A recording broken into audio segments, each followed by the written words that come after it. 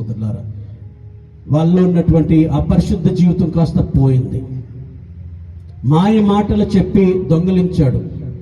ఏవమ్మ గారిని పట్టుకుని మాయ మాటలతోటి చెప్పి దొంగలించాడు.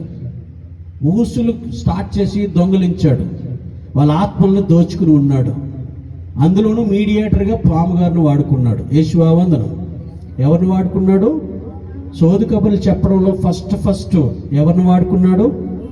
ఈ బైబిల్లో ఏ జంతువు కూడా రాయబడలేదు, కానీ ఆది కాండంలో స్పెషల్గా రాయబడిన జంతువు ఏదైనా ఉన్నదంటే అది ఆది విరోధి ఘట సర్పమైనటువంటి పాము గురించే. ఆది కాండం 3వ అధ్యాయం 1వ వచనంలో ఉంటుంది. ఫస్ట్ లైన్ ఇట్ సెల్ఫ్ దాని గురించి ఇంట్రడక్షన్.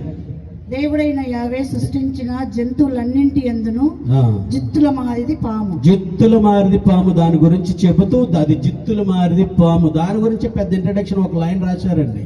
పరిశుద్ధాత్మ దేవుడు రాయించాడంటే ఇదేదో జిత్తులు మారిదంటే ఏంటో తెలుసా? వెరీ క్లవర్లీ కన్నింగ్ అని అర్థం.